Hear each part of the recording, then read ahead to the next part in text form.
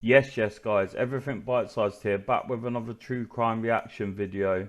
This video is from JCS and it's called There's Something About Casey. So I really didn't want to have to do this video, but I thought I had to really, like, because it's like one of the main ones on the JCS channel. But it's just very sad and very tragic. So I might get a bit heated under the collar as I'm talking about Casey in this, because Casey is a monster. Most of you will already be aware of who... Okay, allegedly she's a monster because I think she got off from the crime. So, yeah, no, allegedly a monster. 2-year-old Kaylee Anthony was. The majority will know that she sadly passed away at some point between 1 p.m. and 8 p.m. on June 16, 2008. Her death is undoubtedly the most heartbreaking part of this story, and we only need a single word to epitomize her short life. Tragic. But the primary subject of this video is not about the life nor the death of Kaylee Marie Anthony. It is in fact about the psychological constitution of her mother, 22-year-old Casey Marie Anthony. Based on that picture, the psychological constitution of her is batshit insane. So rather than tragic, you'll find the words disturbing and perplexing to be far better suited to the theme of this video. Just that picture. One of the many reasons this case is exceptional is how the present day's topic of discussion has little to do with the actual occurrences of the crime, but in fact the subsequent developments that followed. People are no longer talking about how or even why Kaylee Anthony passed away. They are instead talking about the manner... What the... Like, she looks like her own mum there. Like, no, I'm not... She doesn't actually look like her mum, because her mum doesn't look like that. But she like, looks like she's changed her face that much with makeup that she looks like about 20 years older, and she looks like her own mum. That is so weird. How or even why Kaylee Anthony passed away. They are instead talking about the manner in which a mother responded to her daughter's death. Given all the acquired information we now have, even if we... She looks different in every picture, man. Is she like a reptilian shapeshifter or some shit? I'm sorry for being crass, yeah? Like these cases have been done over and over and over, and I do really feel for the family and everything, yeah? But my way of dealing with the trauma of these cases is just to rip the piss out of the defendants, like just to absolutely tear them apart. Responded to her daughter's death. Given all the acquired information we now have, even if we afford this person the most morally acceptable possibility of what occurred, her manner of conduct was still unimaginably cold-blooded. This is driven home by the fact she was evaluated by 2 clinical psychologists during her time in custody, and not a single abnormality was discovered with relation to her psychological state. Okay, so to me that says, if they couldn't find anything wrong with her psychologically, that says to me that she duped them, and she knew how to answer the questions in a way that would make her seem sane and rational. And she probably is sane and rational, but like she's like a psychopath. She's been duping people her whole life, mimicking human emotion, and learning how to beat systems and treat life like a game. It was just another game to her, and it was probably an easy game too. In other words, there were no signs of mental illness whatsoever, and this makes the character study that is scary, bro. Of Casey Anthony just as fascinating as it is terrifying. A human being's state of mind is something... Is she on like Adderall or something? Like, because that's not normal, like having eyes bulging like that. That's like, they're like cocaine eyes. Something most accurately assessed with the full capacity of hindsight. So before we evaluate our first segment of raw footage, here's a quick rundown of each of the essential moments that will give you a broader understanding of what we're actually dealing with. On the 15th of July, 2008, Orlando police received a call from Cindy Anthony, the grandmother of the victim. 911, what's your emergency? I called a little bit ago, the deputy sheriff. I found out my granddaughter has been taken. She has been missing for a month. We're talking about a 3-year-old little girl. The fact that it takes the grandma, like, calling the police after a month of, like, the mother knowing that the child is gone, Like, it just says it all, man. Like, any mother who lost their child, any loving mother who lost their child, the instant that child goes missing in the supermarket, they're running to the front desk, getting a tannoy out, like, blah, blah, blah, please come to reception. And then if that don't happen, like, within 5 minutes, they're calling the police, like, or even faster. Like, a whole month. Like, that is so suspicious. My daughter finally admitted that the baby's in the store. I need to find her. Your daughter admitted that the baby is where? But the babysitter took her a month ago. My daughter's been looking for her. I told you my daughter was missing for a month. I just found her today, but I can't find my granddaughter. Like spoiler alert, she hasn't been looking for the kid for the month. She's been chilling with her boyfriend, smoking pot, chilling Netflix and chilling, and she's been partying, taking part in hot body contests, getting a tattoo that says Bella Vita, which means good life in Italian, and living it up large. She just admitted to me that she's been trying to find her herself. No, she hasn't. Something wrong. I found my daughter's car today. Do you know what? I feel so bad for this grandmother. You can tell that she's absolutely distraught, and she doesn't want to believe, even though there's glaring warning signs, and like she's about to just say, and you can see on the screen, smells like there's been a dead body in the car. And like there's glaring red flags. She doesn't want to believe that her daughter is capable of doing what she's been accused of. I'm not sure if I can't remember if she's been found guilty or not, but she doesn't want to believe that, because you want to think the best of your kids. You don't want to think the worst of your kids. And I feel so bad for her, because not only has she lost her granddaughter, she's finding out that potentially her daughter is an absolute monster and is the perpetrator of her losing her granddaughter, which is like a double blow. It smells like there's been a dead body in the damn car. Okay, what is the 3-year-old's name? Kaylee. Caylee. Anthony. Haley Anthony? Yes. How long has she been missing for? I have not seen her since the 7th of June. Is your daughter there? Yes. Like, let's be real, yeah? Like, a kid going missing for a month may as well be an eternity. Speak with her? She's downstairs. They want to talk to you. What? Your kid's missing. You don't have anything to say to him. Plus, that sentence isn't even structured properly. I don't have anything to talk to them. That's like a mixture between I don't have anything to say to them and I don't want to talk to them. She's basically just said no comment, yeah? So she's basically just been asked, like, okay, put it this way, yeah? In another dimension, yeah? Like, she's just been asked by the police, can we talk to you about your daughter being missing? And she's just said no comment. And like, as if like she couldn't look more suspicious at this point. I think like you start to hear it in the dispatcher's voice as well. Like, she starts getting a bit like, what is going on? Hello? Hello? Yes. Can you tell me what's going on a little bit? I'm sorry? Can you tell me a little bit what's going on? My daughter's been missing for the last 31 days. Sounds like she's bored. Like, she can't be bothered to like talk to the dispatcher. And you know who has her? I know who has her. I've tried to contact her. I actually received a phone call today. Bollocks. Now from a number that is no longer in service. I did get to speak to my daughter for about a minute. Who has her? Do you have a name? Her name is Zenaida Fernandez Gonzalez. To give some context to this bizarre phone call, Casey Anthony had left the family home with her daughter a month earlier, stating that she had a work assignment in Tampa and would be traveling the entire time. Kaylee's grandparents would ask repeatedly over the following month to see, or at least speak to their granddaughter, but Casey claimed each and every time that she was too busy with work and that Kaylee was with a nanny who went by the name Zenaida Fernandez Gonzalez, or Zanny for short.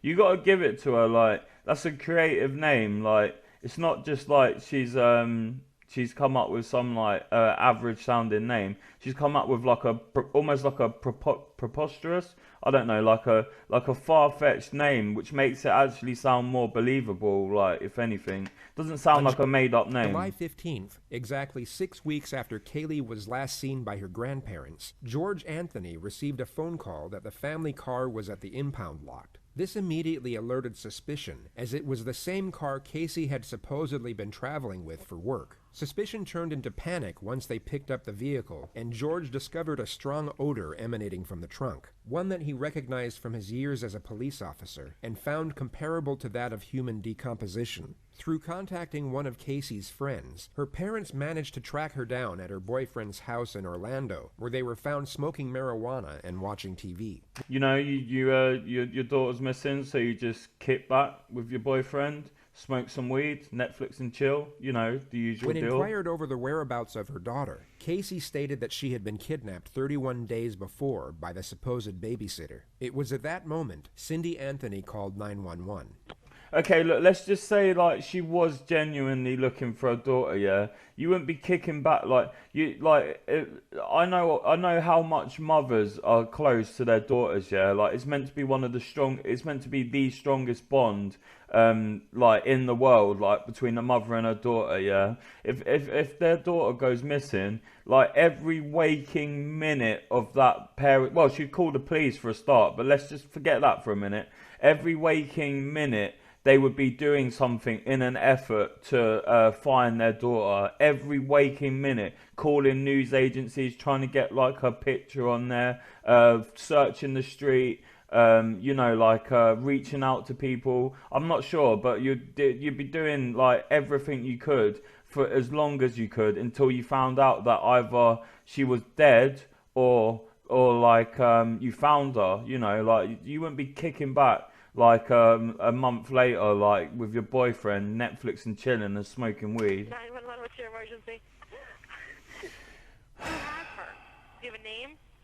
Her name is Zenaida Fernandez Gonzalez. Who is that? Babysitter? She's been my nanny for about a year and a half, almost 2 years. Why are you calling now? Why didn't you call 31 days ago?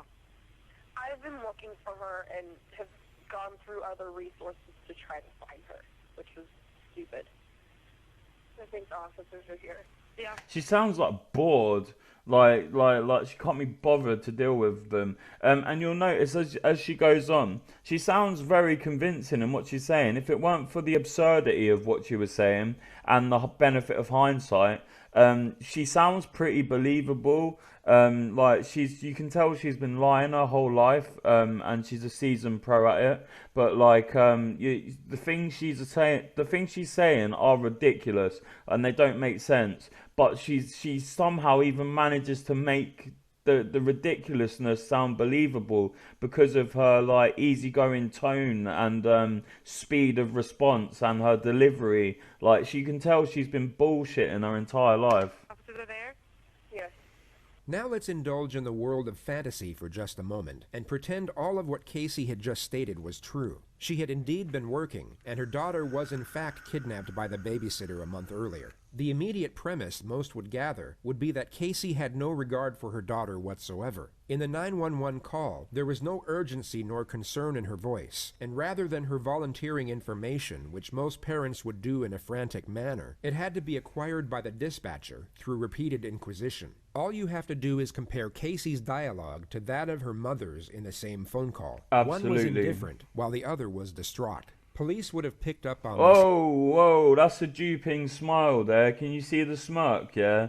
Like, with the one corner of the mouth, yeah? That's called a duping smile. It's when you're lying or being dishonest, and you can't help but let off a little smirk. Like, that's a huge red flag, that is. immediately, even without the bizarre phone. As if you didn't need more red flags as it is anyway. The other was distraught. Police would have picked up on this immediately. Even without the bizarre phone call, the circumstances alone would make Casey the prime suspect in her daughter's disappearance. She was immediately interviewed as a witness, which unbeknownst to her, was the detective's first step in locking her into as many lies as possible. Day right now is July 16, 2008. Okay, just to let you know, everything she's about to say is complete bollocks. Like literally everything. She doesn't say one bit of truth whatsoever, but like you'll find yourself getting sucked in, like, because she's that convincing, but it's all absolute fabrication. Time right now is 0411 hours. I'm Detective Mellish with the Orange County Sheriff's Office. I am with Casey Anthony, is that correct? Yes. Casey, you understand this is being recorded? Yes. You have any objection to that? No. All right.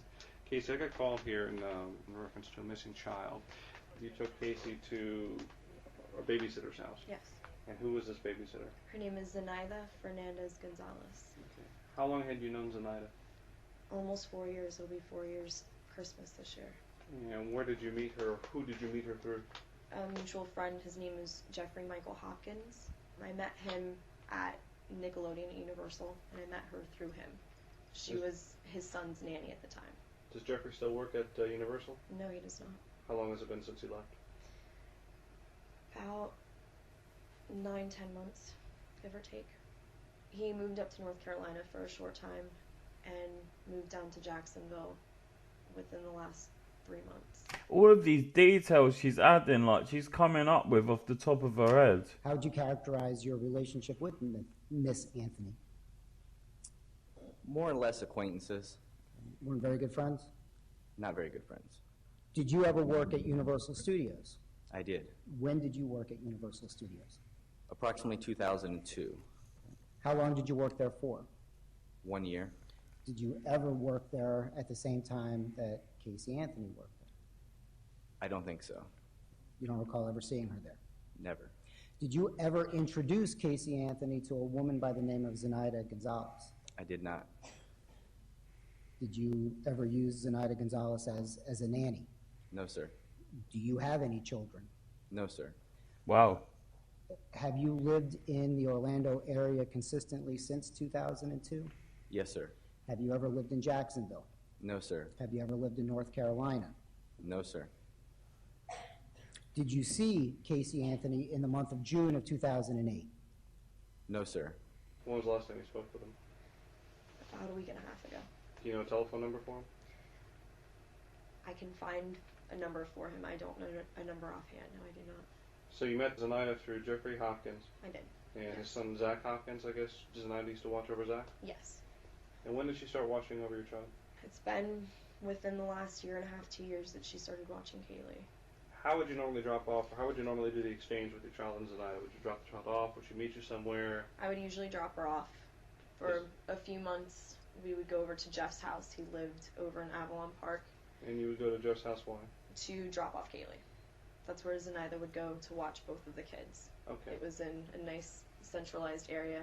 He had a decent sized house. It was good room for the two of them. Go back to your statement. You dropped off Kaylee June 9th, and walk me through. You dropped her off to go to work. Okay. Get off of work and go from there. I got off of work, left Universal, driving back to pick up Kaylee like a normal day, and I show up to the apartment, knock on the door, nobody answers. So I call Zenaida's cell phone and it's out of service. I didn't really want to come home. I wasn't sure what I'd say about not knowing where Kaylee was. Still hoping that I would get a call or, you know, find out that Kaylee was coming back so that I could go get her. And I ended up going to my boyfriend Anthony's house, who lives in Sutton Place. Did you talk to Anthony about what happened with Kaylee? No, I did not. Have you talked to anyone about Kaylee, about your incident with Kaylee? Or the fact Outside that of she's missing? a couple people, a couple mutual friends. Who did you talk to about it? I talked to Jeffrey Hopkins. Mhm. I talked to Juliette Lewis. She's one of my coworkers at Universal. She works. You still work at Universal? Yes, What do you do at Universal? I'm an event coordinator. Okay. What is Juliet? What position is she? Where she works? She's also an event coordinator. We work in the same department. Juliette Lewis doesn't exist. Casey had briefly worked at Universal, but hadn't been employed there for over 2 years prior to this interview. And she wasn't an event coordinator. She stood behind a kiosk and sold photos of people after they had been on the Incredible Hulk ride. You have a number for Juliet? Offhand, I can't think of one. Is she in your SIM card? No, she's not. Some of the more recent numbers, her number just changed because she just moved back up north. I think she was like giving herself a more grandiose job title to like win points, like seem more I don't know, like official, or like if she's trusted with like such a high position, then like she's less likely to commit a crime like that. I don't know. Like she's got to have some reasoning behind lying about that. Within the last 2 months, has finished moving up to New York. She's subleasing her apartment. So Juliet Couple doesn't months work now. at Universal anymore? No, she does not. What's the reason, I asked you this before and I'll ask you just for the record, what's the reason you didn't call the police before? I think part of me was naive enough to think that I could handle this myself, which obviously I couldn't. What? And I was scared that something would happen to her if I did notify the authorities or got the media involved. I mean, at this point, that's probably the smartest thing she could say, even though it's still like a non-argument. It's still like bullshit. Like, it still doesn't excuse anything. She's in such a pit, like such a hole she's dug at the moment, that like that's quite like inventive and imaginative, like and it's actually like probably the best thing she could have said at that point. Just the fear of the unknown. And then she kind of like ruins it. Fear of the potential of Kaylee getting hurt, of not seeing my daughter again.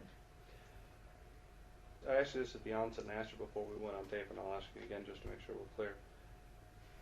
Is there anything about this story that you're telling me that is untrue? Absolutely everything. Or is there anything that you want to change or divert from what you've already told me? No, sir. Does she really think that they're not going to check up on her details? Like, does she really think they're just going to take her word for it?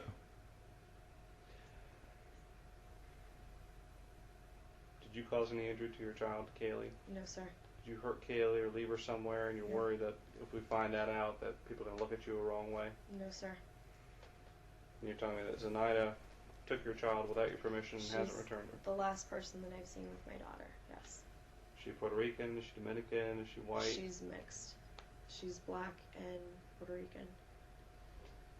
Like, these details that she adds, like, are just like, it's almost fascinating to watch, like a seasoned pro like lion in action. It's just everything like rolls off of her tongue. Like she just like so it's so fluid, and it's like almost like a martial art. Is there any underlying cause to why Zenaida would have taken your child? Nothing that, Did she ever make any statements to you about? only how much she loves Kaylee and how great of a kid she is. So is she trying to set the scene for maybe like always the nanny, never the mum, like, and she wanted her own kid, and Kaylee just happened to be the perfect kid who she's always wanted. And when you talked to Jeffrey afterwards, I'm assuming that Jeffrey's child is still with him. His child is still with him. You said Zenaida had family up in New England, up in New York, or Yes, something? she has family down south. Her mother, her sister, her brother's in New York. She's originally from New York. Pretty much grew up there, moved down here, went to the University of Florida. But how did she make up all this stuff like off the cuff? Zenaida, the nanny, doesn't exist. Casey never had a babysitter. Being the retrospective viewer, we have the benefit of knowing these are outright fabrications, and these meticulous details are a textbook sign of a pathological liar. She speaks eloquently and naturally, as if her dialogue is a reflex response to the questions she's being asked, when in reality, each of these minor details are calculated and deliberately placed for the purpose of deception, and the nonchalant, easygoing tone she employs is used to camouflage anxiety. Casey has not only become accustomed to manipulation, she has become extremely skilled in how to use it effectively. You got to give it to her. She's good at it. Like, unfortunately, but yeah, no, she's good at it. I mean, but like the circumstances speak for themselves. Like her not phoning the police and things like that.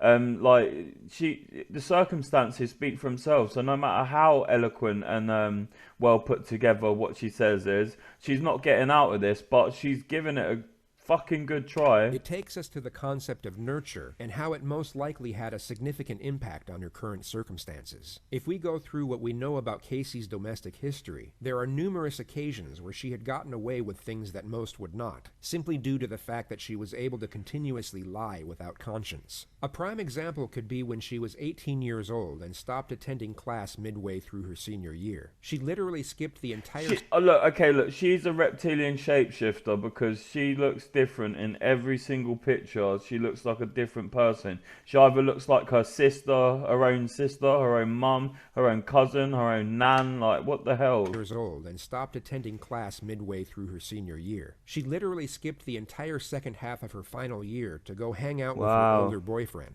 Her parents became suspicious on several occasions, yet each and every time, Casey had some whimsical excuse to which she was given the benefit of the doubt. Then, just days before graduation, her parents were informed by the school of her truancy and that she would not be graduating. When confronted, Casey's excuse was that her timetable was mixed up by the school, causing her to miss classes through no fault of her own. This is obviously a completely baffling excuse that no sane person would ever believe. Yet whether it be through denial or an overprotective nature, Casey's parents not only took her at her word, but even shielded her from the consequences of her actions. They lied to all their family friends that she graduated with honors, and even threw her an extravagant graduation party the day after. Oh, come on, don't enable your child like that. This is just one of the many occurrences where Casey faced no ramifications for misconduct. It seemed to give her the belief that no matter what she did, as long as she could spin one lie after another, or at least drag a lie out for as long as possible, everything would work itself out. The truth is that everything did work itself out when she was dealing with her parents, and she evidently thought the same rules applied with regard to national law and a missing child's investigation. After the initial statement you just heard, Casey was asked if she could take police to all places of interest. She happily obliged, and then proceeded to lead them to a multitude of fake addresses which she had nothing to do with. She then took them to her supposed office at Universal Studios and literally led 3 senior investigators to the very end of the building, taking over 25 minutes to walk to, before she finally turned around, put her hands in her back pockets, laughed, and admitted that she didn't work there. Completely dumbfounded, the detectives placed her under arrest and took her to a conference room in the building for what was essentially an interrogation. Since I left you this morning, I've gone to every address that you've told me. I came over here, I've already talked to all the employees. I found out all these names that you're giving me are people that either never worked here or have been fired here for a long time ago. Okay, so where we are right now is in a position that doesn't look very good for you. Because obviously, I know, and you know, that everything you told me is a lie, correct? Not everything that I told you. No, literally everything. Including where Kaylee is right now. That I don't know where she is. Sure you do. And here's, listen, let me explain something. Looking at you, I know that everything that you've told me is a lie. I'm very confident, just by having talked to you this short period of time, that you know where she is. I legitimately have not seen my daughter in 5 weeks. I didn't let anything happen to her, except I trusted her with somebody that had been taking care of her, that had been taking good care of her. Someone that she was comfortable with, that I was comfortable with. What about Jeff? You said Jeff worked here until about 2 months ago? No, he hasn't worked here for quite a while. 10 months? How long? It's been at least 10 months. Okay. He got fired in 2002. He hasn't been an employee here since 2002. We put a lot more together than I think you realize we put together. My question to you is, we're in this office because our purpose in coming here was to do what? I'm trying to think of places where I know she's been. You're not answering my question. Do you want us to help? Yes, you want to help us find your daughter? I do want you to Well, help. a good starting point would be to answer the questions, okay? If I say to you, we're here because, and if you just ignore that, like I never asked it, and go off in some other direction, is that answering the question? No. Okay. Well, let's go through this again. We're here because. Because I lied, because I brought you up here, and honestly I was reaching for No, stop another right there. avenue. I want you to tell me how lying to us is going to help us find your daughter. It's not going to. Well, then if the main thing you want to do is find your daughter, and you don't think lying to us is going to help us find her, why would you do that? Because I'm scared, and I know I'm running out of options. It's been a month. What are you scared of? I'm scared of not seeing my daughter ever again. I'm a parent too. I would have been beside myself. I have been. I would have called the police immediately, and that's the part that I just don't understand. Well, we've got so many resources out there that we could help on day one. You didn't know what to do. I didn't know what to do. At that point, I'm thinking, okay, they haven't been gone that long. Maybe I can find them. Maybe I can track them down. We're not stupid, okay? And what you're doing right now is you're treating us like we're stupid. Everything that's coming out of your mouth is a lie. Everything. Either you gave Kaylee to someone and you don't want anyone to find out because you think you're a bad mom, or something happened to Kaylee and Kaylee's buried somewhere or in a trash can somewhere, and you had something to do with it. Either way, right now, it's not a very pretty picture to be painting. You're painting yourself as a very bad person. It needs to end. The truthful thing is that I have not seen my daughter. The last time that I saw her was on the 9th of June. Remember we had Yeah, maybe that is true. those 2 people that we were talking about, the person who had an accident and a person who's just a cold-blooded, callous monster? That's telling me that you are the second person, this cold-blooded, callous monster who doesn't care and doesn't want to help because she's afraid that something so heinous happened that everyone's going to look at her and say, she's a monster, she deserves to go away, she deserves to never see the light of day, this bad thing should happen to her. That's like probably partly true. She's probably very image conscious, and she doesn't want people to think she's capable of that. But like, you know, like I keep wanting to say things, but because I'm not sure whether she's actually been convicted and found guilty or not, I'm very like tetchy about like what to actually say about her at this point, because I really do not want to get sued, because I don't have any money to take anyway, but like I still don't want to get sued.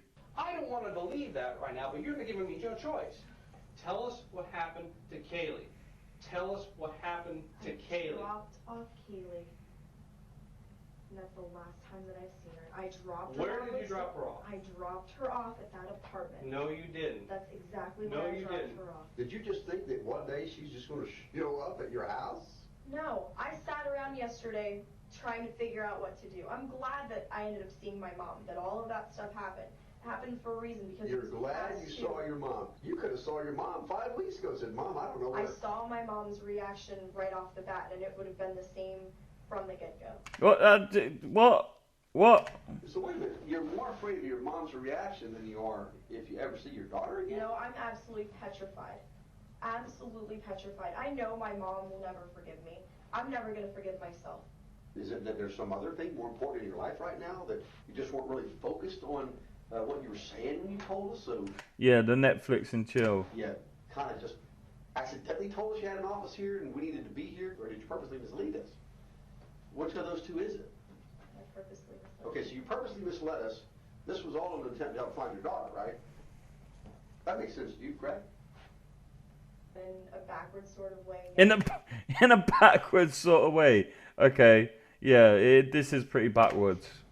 Backwards sort I'm of way. coming back to places that are familiar to me, that I know are familiar to her. Familiar situations What? What did you think? just maybe How old is she? would help. She's almost 3. She's almost 3. What do you think, she's going to take a cab here? I know How do she's you think not. she's going to get here? Because she's with someone else. Sorry, I know this ain't funny. It's just like, it's just absolutely ridiculous. She's with someone else who's hid her from you for 5 weeks. Yes. Why would a person who has hid your daughter from you for 5 weeks, okay, bring her to the building that you used to work at? I don't know what else to do anymore. If I knew where she was, if some See, like, look. What she says is so ridiculous and can be picked apart and like completely. But how she says it is like skilled. Like it's such a weird like phenomenon. Like that's what she is. She's a phenomenon. Like. Okay, bring her to the building that you used to work at. I don't know what else to do anymore. If I knew where she was, if something Well, let me would have ask you happened, this. I would have admitted that a long time ago. Do you believe thinking up more lies to tell us will help us? She's with someone that I absolutely do not trust, and that I'm absolutely scared that That you don't trust yet was babysitting your daughter for a year. I don't trust her now because of what happened. Who did you call first? Who did you go to for help first to help try to find her? No one. Oh, no, okay, all right. Oh, what are these supposed resources that she thought she'd go through before the police then? Okay. Well, I'm glad we got that straightened out. Casey was then taken to the county jail, where she in the evening hours was able to make a phone call, and just happened to see her mother on the local news moments before speaking to her. Oh, this is really sad. How she talks to her mum is just disgusting. Mom. Hey, sweetie. Oh, I just saw your nice little cameo on TV. Which one? That's passive aggressive. What do you mean, which one? Which one? I did 4 different ones, and I don't know. I haven't seen them all. I've only seen 1 or 2 so far. You don't know what my involvement is and stuff? Casey. Mom. What? No. I don't know what your involvement is, sweetheart. You're not telling me where she's at. Because I don't f***ing know where she's at. Whoa. Casey, don't waste your call to No. scream and holler at me. Waste my call sitting in the jail? Whose fault is you're sitting in the jail? You're blaming me that you're sitting in the jail? Not Blame my yourself fault. for telling lies. You mean it's not your fault? What do you mean it's not your fault, sweetheart? If you'd have told them the truth and not lied about everything, they wouldn't... Do me a favor, just tell me what Tony's number is. I don't want to talk to you right now. Whoa, like this is infuriating, man. I don't have his number. We'll get it from Lee because I know Lee's at the house. Get Tony's number for me. She's ordering her around, like, oh man, it's actually hurting my head, like, ugh. Can you imagine, like having to parent her, like, oh my word. Hey, can you give me Tony's number? I can do that. I don't know what real good it's going to do you at this point. Well, I'd like to talk to him anyway. Okay. Because I called to talk to my mother and it's waste. What was you expecting your mum to say, like what? By the way, I don't want any of you coming up here when I have my first hearing for bond and everything else. Like, don't even waste your time coming up here. You're making it real tough for anybody to want to try to... I'm not going around and around with you. That's pretty pointless. You can tell that her family have had to put up with this for years, and this is just the culmination of her entire life to right up to this point. And it's almost like they were expecting something like this was going to happen at some point. Maybe not to the degree of this, but they was expecting she was going to end up in jail at some point for something, and they're just tired at this point. Christina would love to talk to you because she thinks that you will tell her what's going on. So they all know she's lying. We're going to find out. Everything I have she's no telling them clue where is a Kaylee lie. is. If I knew where Kaylee was, do you think any of this would be happening? No. Anyway, you only got a couple minutes for this, so I'm not going to let you completely waste it. Here's Christina. She thinks she can get through. No, I want Tony's number. I'm not talking to anybody else. Hello? Hi, I'm glad everybody's at my house. Do me a favor, get my brother back because I need Tony's number. Does Tony have anything to do with Kaylee? No, nothing. Okay, so why do you want to talk to Tony? He's my boyfriend, and I want to actually try to sit and talk to him because I didn't get a chance to talk to him earlier. I think she wants to try and like make sure at least one person is manipulated and falling into her trap and support her. Like she just wants one person like wrapped around her little finger to gain some control of the situation. Because I got arrested on whim today. A whim. I just want to talk to Tony, get a little bit of... Casey, you have to tell me if you know anything about Kaylee. Sweetheart, if anything happens to Kaylee, Casey, I'll die. You understand? I'll die. If anything happens to that baby. See, that's how how her mother was acting and how Christina is acting now. That is how a mother acts when their kid is missing. And then look at how Casey's acting. Oh my god, calling you guys, a waste. Huge waste.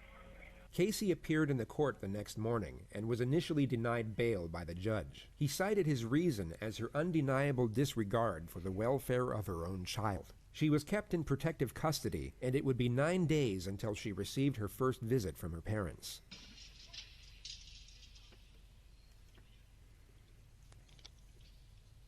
Hi. Sweetie, we've been watching you for so long. You haven't? I love you. I love you too. Hi. What are you laughing about, man? We've been seeing you sitting down. We forgive anything that you've said. Oh, or done. Hold on. Can we turn the volume down? Yeah, you can probably hear it. My head's gonna explode. What's that T-shirt? I didn't get a chance to ask him, other things besides. Kaylee's picture's on the back. Is it? Can Dad show me the shirt? Yeah, turn around so she can see. It's the Never Lose Hope Foundation. Do you see it? I can see part of it, yeah. Have you seen me? And then it has the information on how to contact. Okay.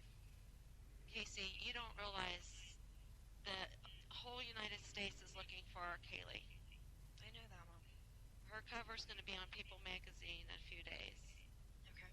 With a readership of over 46 million adults in America, having your missing child on the front cover of People magazine would seem as a godsend to most. Yet Casey's response is almost as if it's a lost cause. Everybody is looking for her. Good. Everybody is looking for her.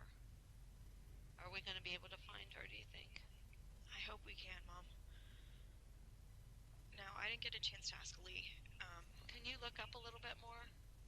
Raise your eyes up a little bit. There you go. So Look straight up so I can look into your eyes, darling. Thank you. I need to do that. It's okay to cry, Casey. It's all right, love. We've all been crying. Setting aside morality and ethics for just a moment, Casey at this point would be emotionally exhausted. She had been sitting in an isolated jail cell for almost 2 weeks as the entire world was turning against her. Anyone in her position, guilty or otherwise, would be at near breaking point, and her composed exterior now finally slips. She, for a brief moment, allows herself to be vulnerable, and for perhaps the first time, expresses the pain of her situation. This is one of the few moments where Casey's true self is on display. Of itself, it's a touching moment between a mother and daughter. Yet if we add in the context of the surrounding elements, she is only expressing this pain for herself. Just a moment ago, when she saw her deceased daughter's face on her father's shirt, none of this emotion came out. Ah, good point. Casey, I want to ask you just a couple questions. Good. The rest of the visit is extremely bizarre. Casey's parents try to extract any information they can about Kaylee's possible whereabouts, and each time are essentially dismissed by Casey as if they're asking pointless and irritating questions. Do we have any pictures of Sandy's apartment? Lee and I already talked about this. I don't know. It could be on the desk at home. I don't know. What is your... I can't get into your... I gave Lee everything already. I gave Lee all of the passwords, everything we could possibly Because I want to get... all over again. I want to get some video clips off Kaylee, because the video clip with Grandpa is really helping people. Still pictures don't show No, they don't show her personality. Right, and we need to show Oh yeah, I forgot about this. It's interesting, like JCS, how they pick up on these details, like how she gets really emotional talking about other stuff, but then as soon as she speaks about her daughter, like all the emotion fades away. It's like really interesting. So I need to make sure we get that password. Yeah, I gave Lee the password. Please look up, sweetheart. I need to see your eyes. I want to be able to look at you guys too. I can't look at you and look at the camera. Well, you don't have to look at the camera. Look at me. I'm looking at you. Okay. You're sitting very low. I know. The exchange switches back and forth from inquisitive and challenging to sympathetic and loving, and every time her parents stop inquiring over the case and show that they still care about Casey herself is when the tears come out. Do you want to speak to your father now? Sure. Okay. Like, keep in mind, yeah, that later on, sorry, I was just itching my beard, like, so I probably just hit the microphone. Keep in mind that later on, yeah, like, spoiler alert, like, skip forward 10-15 seconds if you don't want to hear this, but her defense, I'm not even gonna say, you're gonna have to just wait and see, like, it's horrific. Hey gorgeous, how you doing? I look like hell. Well, you know something? You really need to keep your spirit high for all this. I haven't been crying while I've been in here. Well, you know trying something? to read books and do other things to keep my mind off of stuff. Well, you know, I want to be able to reach out and hug you and give you the big Papa Joe hug. But you know, we got to get that little girl back any way we can, and we're doing everything we can. My only concern. I gave Lee a statement. I want him to speak to whoever in the media, give them a statement specifically from me. He's going to give them an exact quote. Every time Casey's parents mention that people are willing to help with a search, Casey dismisses their credibility and even attacks some of their characters while she's Sorry, at it. guys. Tara? Tara from Michigan. You mean Mark's psycho ex-wife, Tara? Yes. Listen. People like Tara, people like Jesse who are maybe trying to help, even Christina, God bless her, don't know what the hell they're talking about. I want you to know, I want to take your pain away from you. So, you know, you can tell me. Her personality is so ugly, man. I know that, Dad. I miss you, sweetie. I know that. I miss you too. I wish I could have been a better dad and better grandpa, you know? You've been a great dad and you've been the best grandfather. Don't for a second think otherwise. That was a bit suspicious, like, that she didn't say you are the best dad and you are the best grandfather. Like, I know that's not, like, necessarily past tense, like, you've been, but, like, it's kind of, like, a bit weird. Well, you know, you and Mom have been the best grandparents. Kaylee's been so lucky.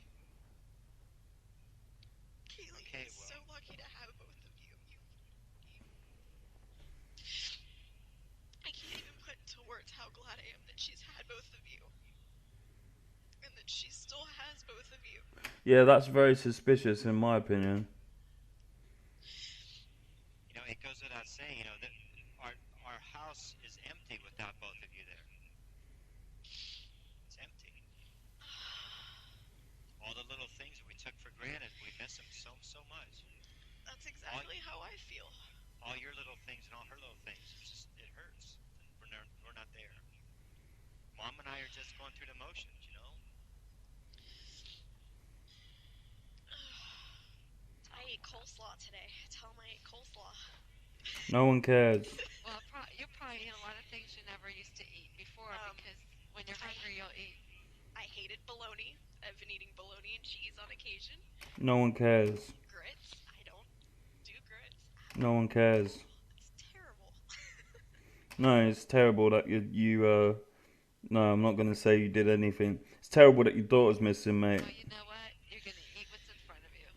We get another glimpse at Casey's skill in fabricating information and her ability to intertwine specific details to afford her lies some credibility. These minor intricacies are what would make her extremely convincing if we didn't happen to know otherwise. They never searched by her full name. They searched by Zenaida Fernandez, whereas Zenaida Gonzalez never by her full name. That's bollocks. Like, of course they're gonna search. What? Does she think her parents are stupid? Zenaida.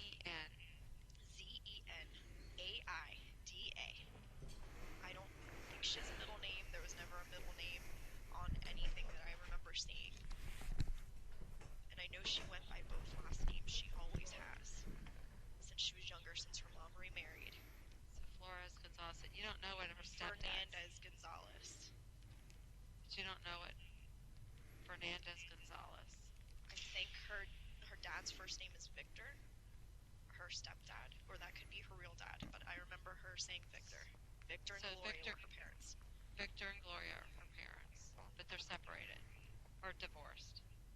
They are as of now, yeah. That was her stepdad. Divorced. But I know she has a lot of money. That's where she got the car from. She can't stop lying, man. Like, everything that comes out of her mouth is either like a verbal assault or a flipping lie. I only get one or two phone calls a day that, you know, that are not nice phone calls, but I get many, many, many phone calls and many people reaching out that just believe in you. They believe in us finding Kaylee. Okay? So keep your head up high. But if you think of anything that could help, don't be afraid. Oh, I won't hesitate to let you guys know. You have to keep things positive. Positive feelings, Casey. Oh, I know. I have been. I've been staying as positive as I can. But do you think after this long she'd still be local? There's a possibility. What's your gut telling you right now? My gut's telling me that she's okay. Okay. And your gut tells you that she's close or she's hiding? She's not far. I know in my heart she's not far. I can feel it. This was perhaps the first time Casey told the truth when speaking of her daughter's whereabouts, as she indeed wasn't that far away. Her attorney, Jose Baez, eventually managed to get her bail, and Casey was fitted with an electronic monitoring device and released on August 21st. She had spent just over 1 month in custody. 2 months later, police were granted permission to arrest Casey on the charge of first-degree murder. She was taken in for interrogation. Whoa! Whoa! Requested her right to counsel. She was She kept looks in psycho. the interview room while awaiting her attorney, and the released footage of that period is so bizarre to the point where it's almost comical. The detectives give off a passive, yet glaringly obvious vibe that lets Casey know exactly what they think, being that she is guilty of her daughter's probable death and a fundamentally terrible human being on every imaginable level. Casey's response to this is to essentially ignore it and act as if the discourse between them and the situation itself is an everyday occurrence, one that perhaps doesn't concern the disappearance of her daughter, for which she is being charged for. You'll notice that she effortlessly maintains the same confident and talkative disposition that she had in her previous interviews with police. It's almost surreal to watch given the circumstance, and the visual element adds an entire new level to the absurdity.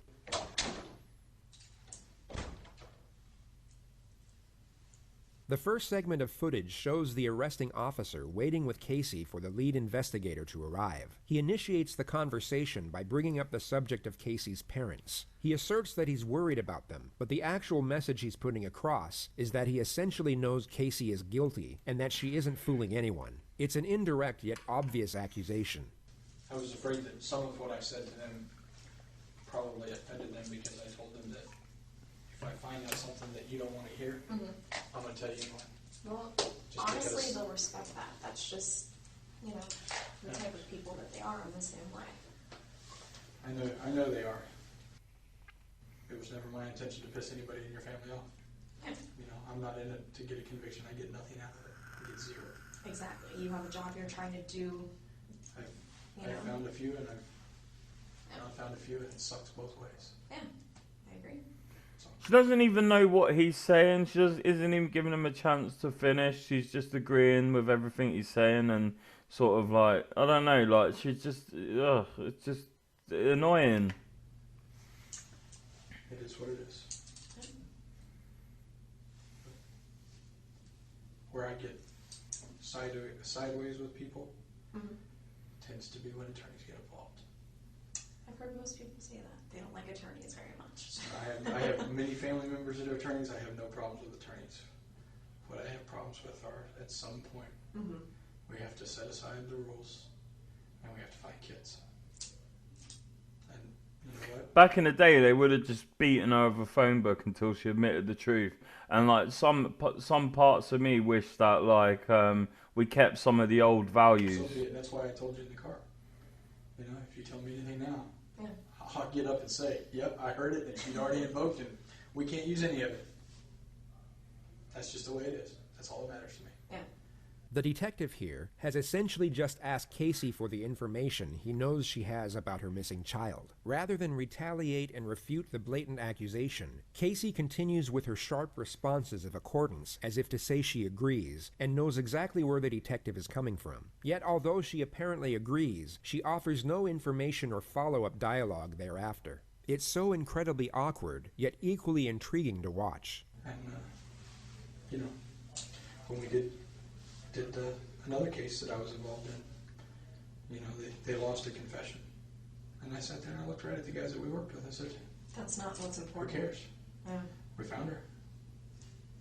We found her, and he's going to get what is coming to him. That's not my job. And it works out in the end. And it works out in the end on all sides, to be honest with you. It may not be comfortable for everybody. Yeah. And I've done things that if I get caught for, I'm not going to be comfortable, I can tell you that. It's just the way life is. But it's not the end of the road either. And that's what we have to keep in mind. It's not the end of the road. Casey then casually brings up the topic of the grand jury and the media surrounding her murder trial. She raises the questions as if she's talking about her favorite daytime TV show. Yeah, but if the subpoena itself is just a regular federal or grand jury subpoena, that's public record. Yeah. It doesn't say what it's for. It doesn't say what case it's in. It doesn't. It just says you're subpoenaed to appear before the grand jury. Well, with them announcing that there was going to be a grand jury, and obviously my name was thrown out, they knew who the grand jury was for. Who threw your name out? All of the media said that it was from an inside source, meaning in here. So that's where they all say is. I can tell you what I think of the media and what I think of people who leak stuff to the media. I think it's garbage. Yeah, but I agree. That's the next way of putting it. That doesn't make it any less necessary. Without them, I'll be quite honest. Without the media, we don't find a quarter of the kids that we. Oh, I agree. It helps. The exposure has helped.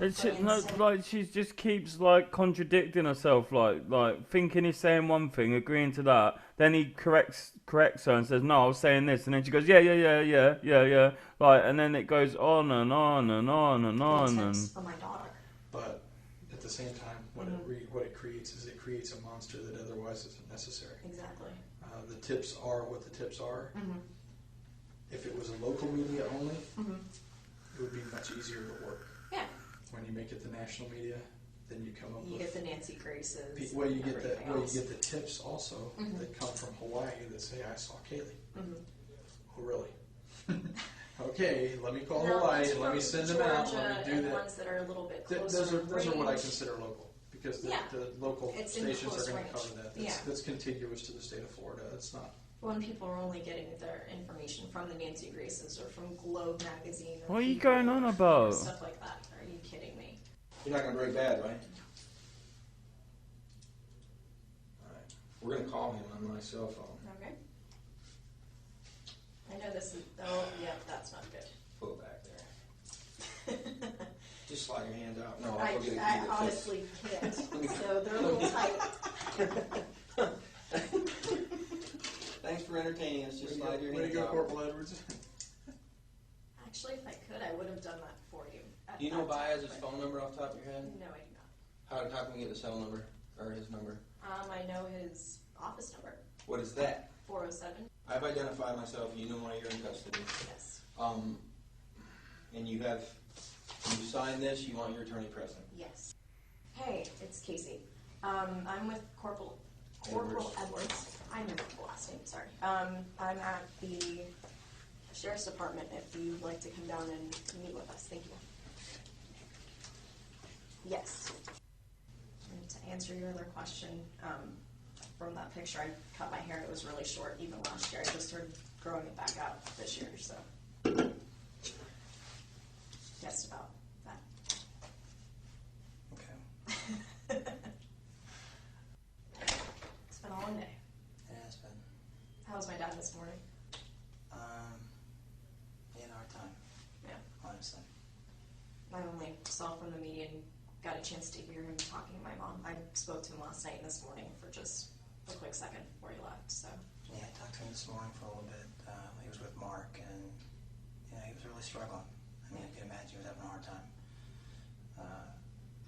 He was being called in to essentially provide testimony to indict you, at least. And he was really struggling with that. Yeah. And She's put everyone around her in the most horrible, awkward situation.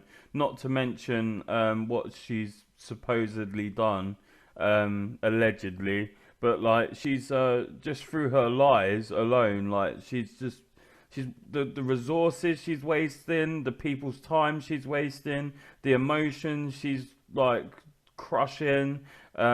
Just like everything is. She's just like really, really, really, really like intolerable.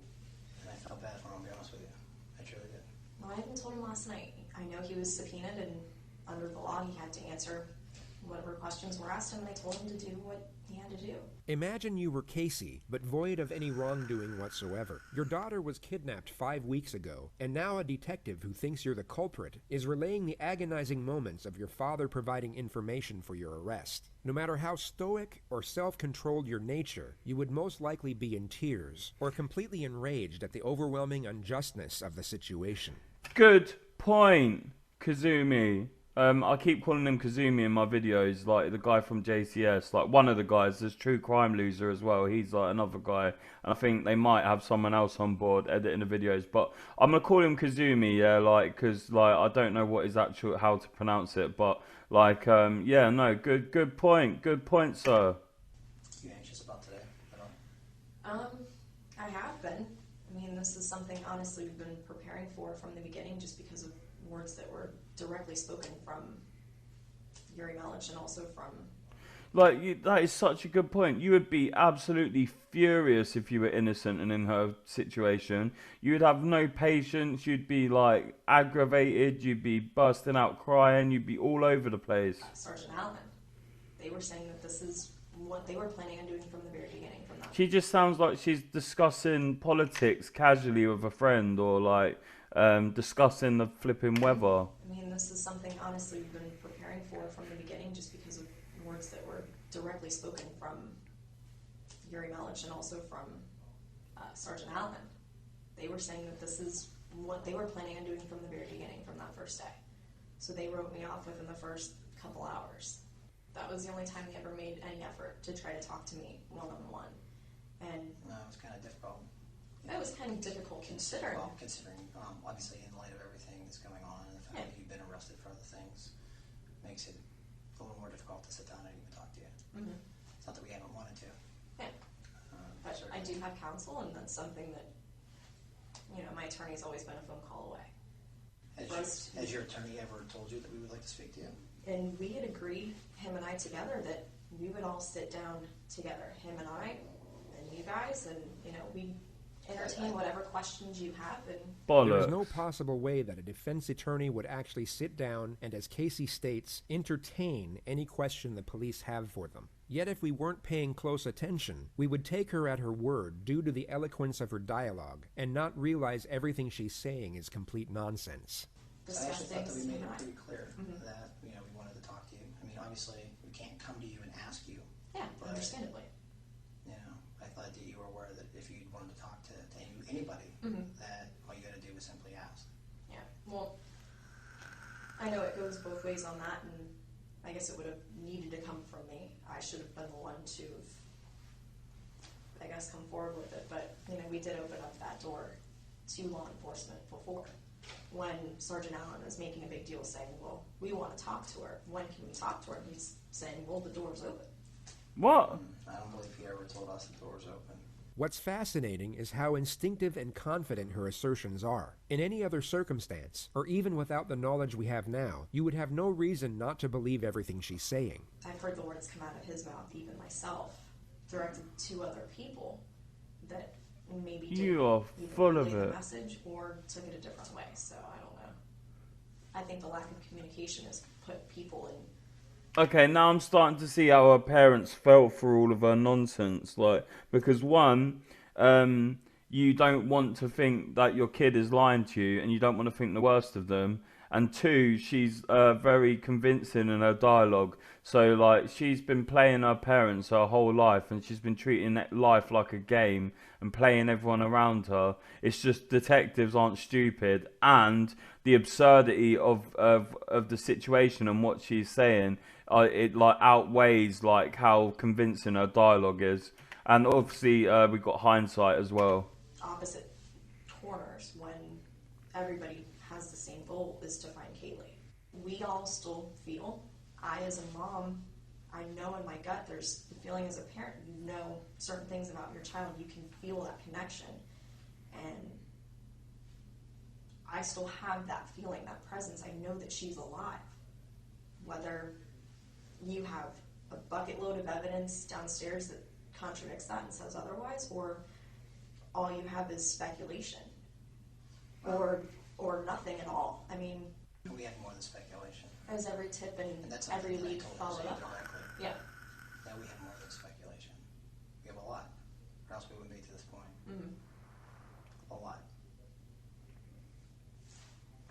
This was essentially a direct confrontation. The detective has just told Casey they have sufficient evidence to prove her guilt. Casey doesn't refute or even respond to the accusation. She instead falls back to her ridiculous dialogue once again. She did kind of respond. She responded physically. She put her hands up as if to say, yep, okay, yeah, I'm guilty. Look, watch.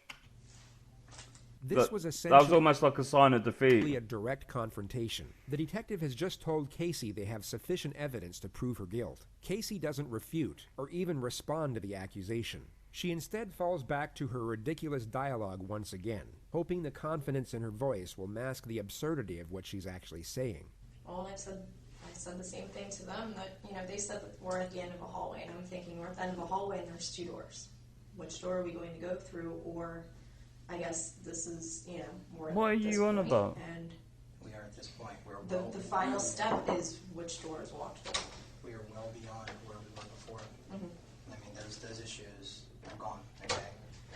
And when we refer to we're at the end of the hallway, I think you are well aware of what hallway we're talking about. Do you understand that? Well, so there's no question, I guess. You can specify that at this point, or what your perspective is on that. You have a second? Absolutely. Can we come right back? Yeah, that's fine. You plan on running off? I'm not going anywhere. So I got to stretch out a little bit. I'm not as young as I used to be. It's unfortunate that right when the pressure was starting to build, the second detective interrupts the exchange and they both leave the room soon after. Casey waits alone for roughly 40 minutes before her attorney shows up. He's going to ask you a question. You don't say anything else other than the answer. Okay?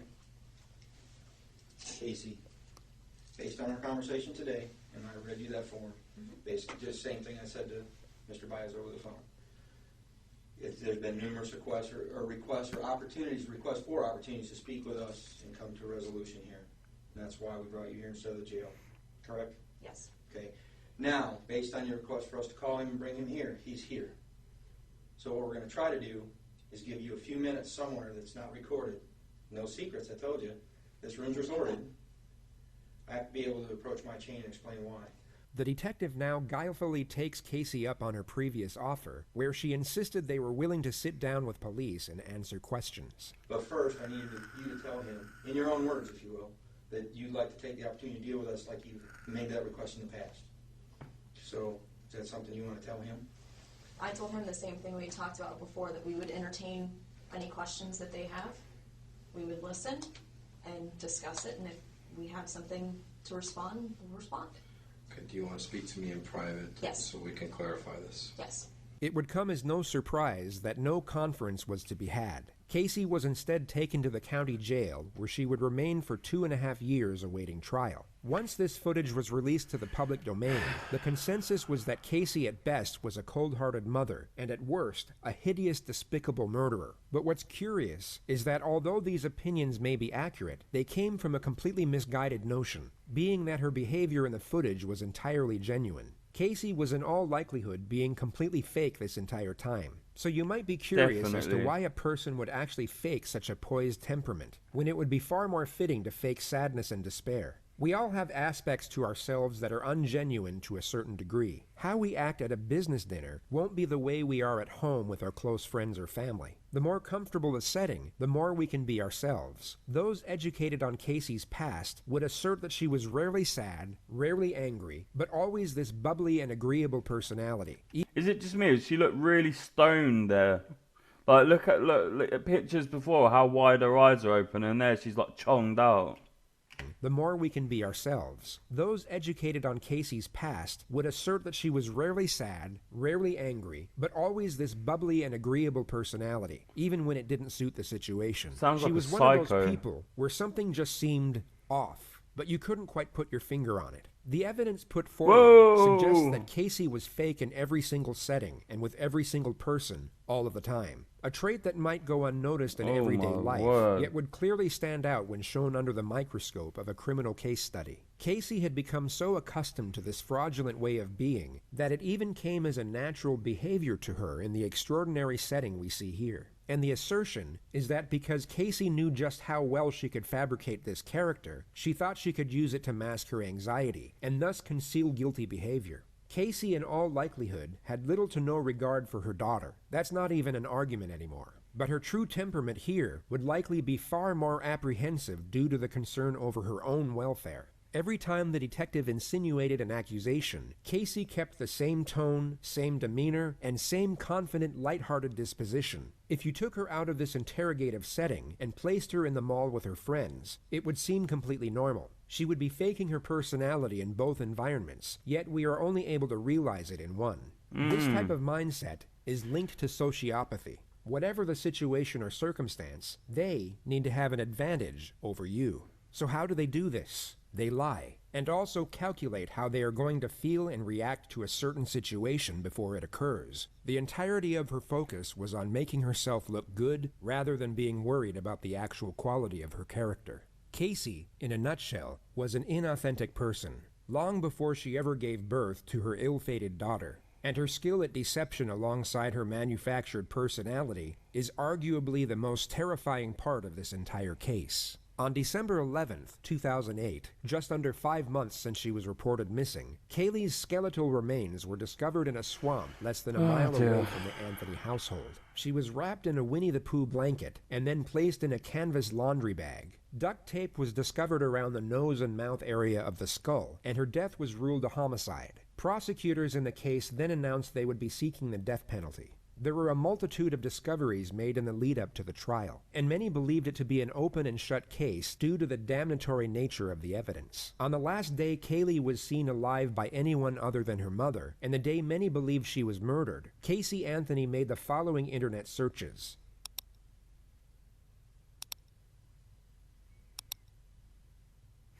Wow. At 7:54 p.m. that same evening, Casey and her boyfriend Tony were seen in a Blockbuster video store. Kaylee was nowhere in sight, and many presume she was already dead and decomposing in Casey's trunk at this point. In the following weeks, Casey went out partying most nights. Just 3 days after her daughter's supposed abduction, she was captured in various photos participating in a hot body contest. 12 days after, she got a tattoo on her back saying Bella Vita, an Italian motto that translates beautiful life. She also made an entry in her diary around the same time which read, "I completely trust my own judgment, and I knew that I made the right decision. This is the happiest that I have been in a very long time. I hope that my happiness will continue to grow." The trial commenced on May 24, 2011. The gist of the prosecution's argument was that Casey suffocated her daughter with duct tape and then placed her in the trunk for a few days before disposing of her body in the swamp. It always blows my mind how like people like in this day and age they still blatantly search terms that make them look guilty, and then they also write diaries that implicate them too. It just blows my mind. Like she's obviously not as smart as she thinks she is. The motive for the murder was the primary focus during their opening statement. This isn't just a case about Casey Marie Anthony. It's a story about Kaylee Anthony as well. Kaylee Anthony was born on August 9th of 2005. It was a Tuesday. And Kaylee lived nearly every day of her life on a quiet residential street in Orlando called Hope Spring Drive. Casey Anthony, Kaylee's mother, appeared to all outward observers to be what her parents thought she was. A loving mother working hard to provide support for her daughter. But as the evidence in this case and the investigation into the background of Casey Anthony will show, that was an illusion. On Monday, June 16th, Cindy Anthony goes to work, as I've described, sometime between 7 and 8 a.m., and is out of the house until late evening. George Anthony specifically recalls that at 12:50 p.m. on June 16th of 2008, his daughter Casey left the residence on Hope Spring Drive with Kaylee Marie Anthony. Kaylee was wearing a pink shirt, jean shorts, sunglasses, and a backpack. And Jojo, George Anthony, kissed his granddaughter goodbye and never saw her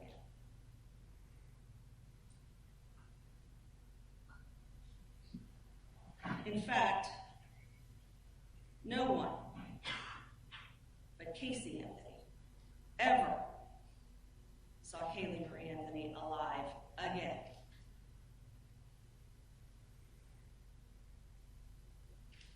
The evidence in this case will establish that there is no other reason for the placement of multiple pieces of duct tape on this child's face, mouth, and nose other than the specific intent to end that child's life. No one but Casey Anthony had access to all the pieces of evidence in this case. The duct tape, the laundry bag, the blanket, the shorts, the shirt, the car. It's like she can't even stop lying when she's not allowed to speak. Like, she's lying with her body language as well. Like, she just lies constantly. But of course she was the one who had the access to all that stuff. in this case. The duct tape, the laundry bag, the blanket, the shorts, the shirt, the car. What do you mean no? Like, how do No you one mean? else lied to their friends, to their family, to investigators. No one else benefited from the death of Kaylee Marie Anthony. Kaylee's death allowed Casey Anthony to live the good life, at least for those 31 days. Although there was a lack of direct physical evidence tying the defendant to her daughter's death, the evidence the state actually had still seemed overwhelming, and they understandably thought relying on the facts alone would easily secure a conviction. The defense, on the other hand, were up against it. So not only did they use charm and appeal to sway the jury's attention away from the evidence, they dropped an absolute bombshell in their opening statements to create as much doubt as humanly possible. This is where it gets really sleazy and disgusting. And I don't want to ruin it. Yeah, if you haven't seen this already, then or if you have, you know what's coming. But like, it's just prepare yourself. It's a wild ride, and this solicitor is sleazy, man. Like, this guy, like, I don't understand how people can do what he's about to do. Again, I understand, yeah, I've said this in other videos, everyone deserves legal representation. I think that's crucial to a fair justice system. Everyone deserves that, like, fair and competent legal representation. But then you get things like this that happen as a result of that. I want to thank you for the sacrifice that you've made in your jury service and coming here and helping us see justice. We know it's no easy task, and we intend, I'm sure both sides, on getting you home as quickly as possible once you have all of the information that you need. Everyone wants to know what happened. How in the world can a mother wait 30 days before ever reporting her child missing? It's insane. It's bizarre. Something's just not right about that. Well, the answer is actually relatively simple. She never was missing. Kaylee Anthony died on June 16, 2008, when she drowned in her family's swimming pool. And then, like, duct tape magically just appeared around her nose and mouth, or... Well, the reason we're all here is because not of the commonality of this tragedy, but of the uniqueness of the family that it happened to. You will hear about ugly things, secret things, things that people don't speak about, things that Casey never spoke about. On June 16, 2008, after Kaylee died, Casey did what she's been doing all her life, or for most of it, hiding her pain, going into that dark corner and pretending that she does not live in the situation that she's living in. This family must keep its secrets quiet. And it all began when Casey was 8 years old and her father came into her room and began to touch her inappropriately. This child, who at 8 years old, learned to lie immediately. She could be 13 years old, have her father's penis in her mouth, and then go to school and play with the other kids as if nothing ever happened. That will help you understand why no one knew that her child was dead. I think she's like, okay, look, yeah, I'm not saying this did or didn't happen because I wasn't there, but like, say this didn't happen, which I'm inclined to believe it didn't happen, because everything else she said is a lie. She could be crying now genuinely because she's like ashamed of what she's accusing her father of, like ashamed of lying about it and then covering it up as genuine emotion over trauma. Like, I don't know, like, at this point she's so deceptive and manipulative. I don't know which way's up and which way's down. The trial would go on to last 6 weeks, with the prosecution exposing the truly dark and deceptive nature of Casey's character. While the state relied on fact, The defense clung on to theory and proposed every conspiracy under the sun in the hope they would create enough skepticism and confusion. One of the more noted details of the trial was the courtroom presence of Jose Baez. He had an exceptional ability of narrative control and storytelling, and his capacity to create a connection with the jury seemed far more adequate than that of the state. This was recognized and mentioned multiple times in the media, yet the overwhelming majority of those following the case were almost certain that it wouldn't be enough to save the defendant. Closing arguments were put forward on Sunday, the 3rd of July. When you have a child, that child becomes your life. This case is about the clash between that responsibility and the expectations that go with it and the life that Casey Anthony wanted to have. Casey meets Tony. Tony has this life.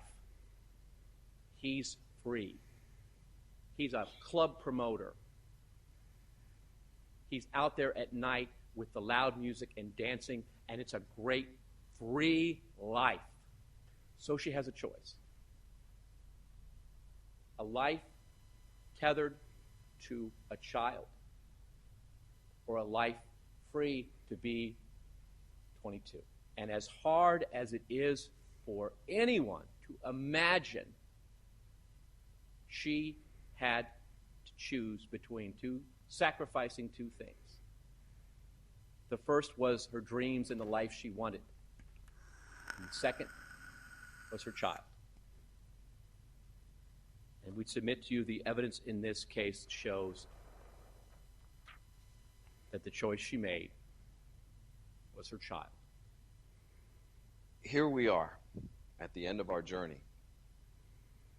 And I have to tell you that I probably think you have more questions than you have answers.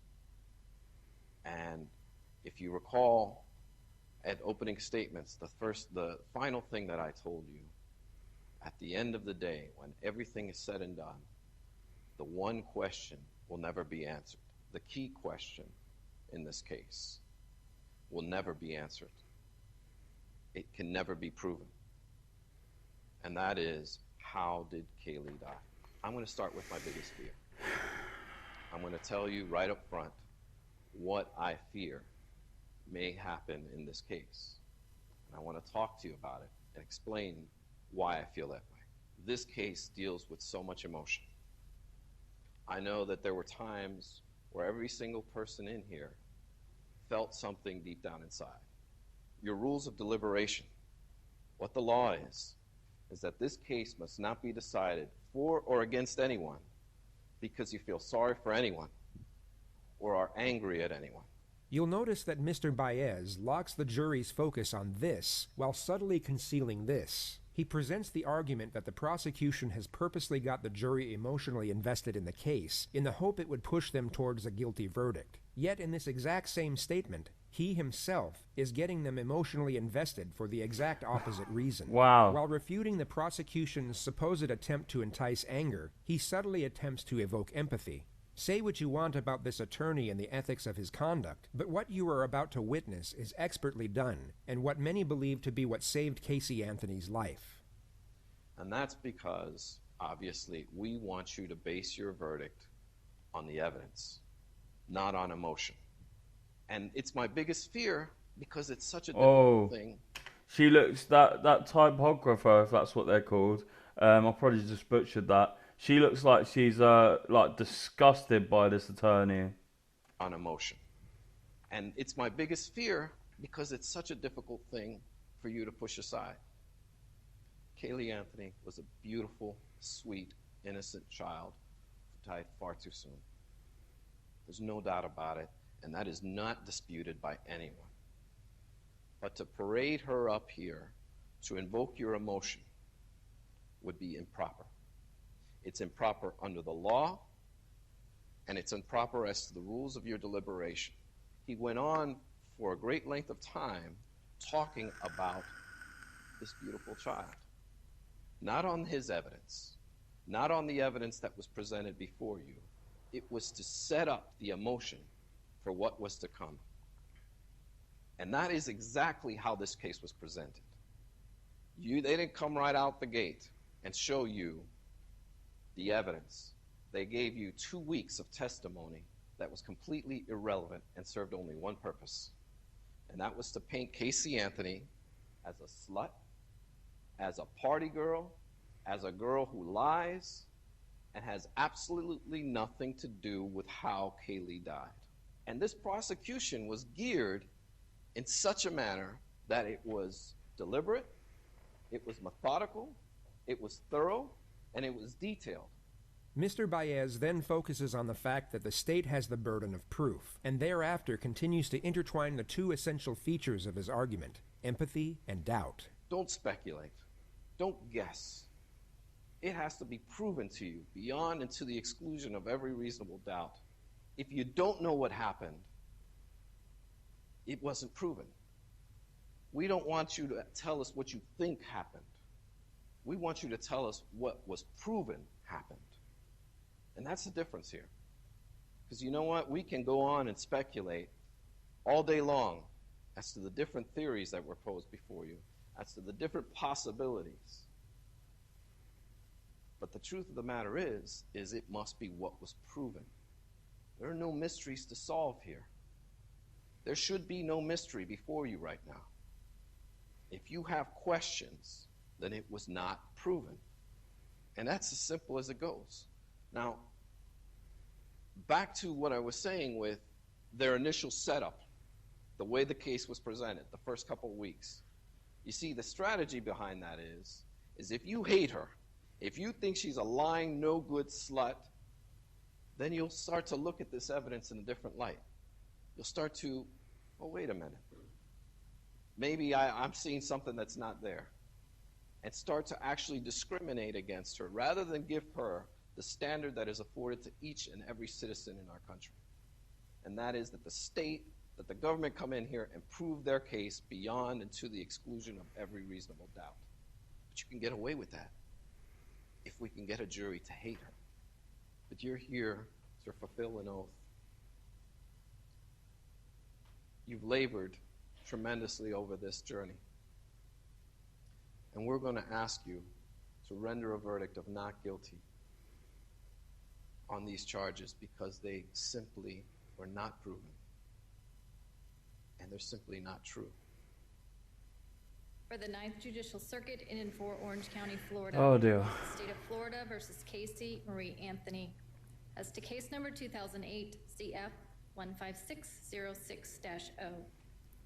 As to the charge of first-degree murder, verdict as to count 1.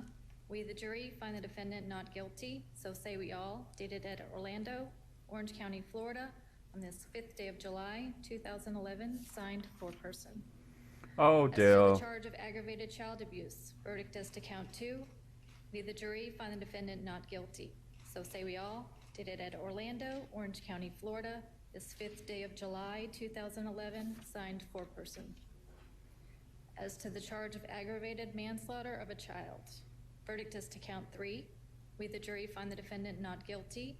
So say we all, dated at Orlando, Orange County, Florida, this 5th day of July, 2011, signed foreperson. And juror number 12, were these your true and correct verdicts? Yes. Thank you. Okay. Well, counsel, Ugh. defendant approach the podium. Ugh. Well, I hope that this is a lesson to those of you who have indulged in media assassination for 3 years, bias and prejudice, and incompetent talking heads saying what. Oh, Jose Baez, I know he's obviously, you can tell by how well tailored his suits are that he's already made a very good career out of being a lawyer. But like the smirks coming from his face, having got Casey, having got Casey off of this when she was, okay, I don't want to say she was guilty. I really don't want to get sued. But like the fact that he got a not guilty verdict is witchcraft, bro. And you know now that's elevated his career like tenfold, like with a case this of magnitude, like of this recognition. You know, like to get to like when something is so obvious and he's able to call water dry and you know, sand wet. Like, it's like, come on, man. Like he's like absolutely, he's full of himself. To those of you who have indulged in media assassination for 3 years, bias and prejudice and incompetent talking heads saying what would be and how to be. I'm disgusted by some of the lawyers that have done this, and I can tell you that my colleagues from coast to coast and border to border have condemned this whole process of lawyers getting on television and talking about cases that they don't know a damn thing about and don't have the experience to back up their words or the law to do it. Now you've learned a lesson, and we appreciate the jury. Those of you that have been objective and professional, we like it. Others, we're going to be talking to again. Thank you very much. Casey did not murder Kaylee. It's that simple. And today, our system of justice has not dishonored her memory by a false conviction. Boo! Boo! Boo! Oh man, I am so like, that just left a bad taste in my mouth. That case, it's giving me a headache. It's just, that hurts so much. Like, to think that that was a true part of reality that actually happened in this world. Anyway, you've been locked into Everything Bite Size. Check out my shorts, check out my music videos, check out my true crime content, check out my educational content, and I'll see you in the next one. Peace.